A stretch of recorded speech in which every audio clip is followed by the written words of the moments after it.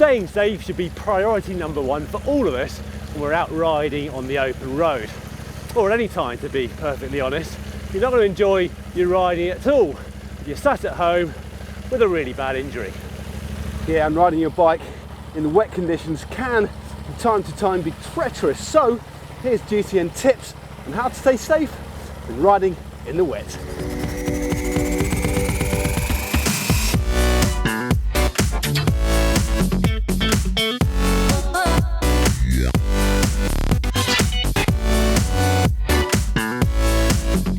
Just like when driving, in wet conditions we get far less grip between the tyre and the road surface. So what we need to do is increase that grip ever so slightly. The best way to do it is to reduce the pressure in the tyres. Now when training, especially in wet conditions, you certainly don't need 100 psi in the tyre. So we need to reduce it, depending on your weight, down to about 80 psi.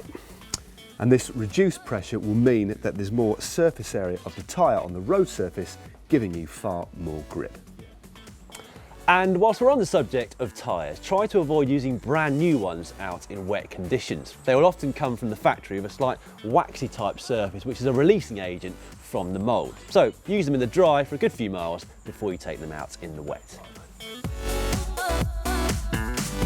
Now, one of the main differences between riding on dry roads and wet roads is in your braking.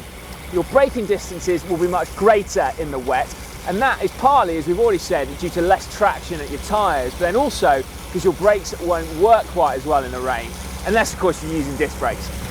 Yeah, you need to make sure you give yourself plenty of braking space for hazards on wet roads, and more importantly, you need to remember, especially in wet conditions, to brake well before a corner. Now this is something that we've mentioned before, but the last thing you want to do midway through a corner in wet conditions is grab a handful of brake, because in most likelihood you're going to lock up one of your wheels and end up going bottom over boob. Bottom over boob? Well, yeah, sorry, this is a family show, there's no way I can say arse over tit. No, that's a good point. Well avoided. We've already pointed out the obvious, that wet roads have less grip, but there are certain things that you should try to avoid if possible.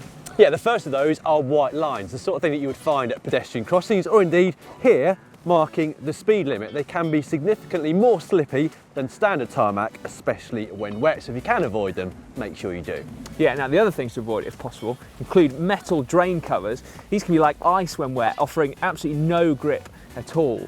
And then of course there are things like wet leaves and pine needles, they can be really slippery when wet, and brick and cobbled road surfaces, and then finally also oil, which you can often see in the rain because it has that rainbow colour to it.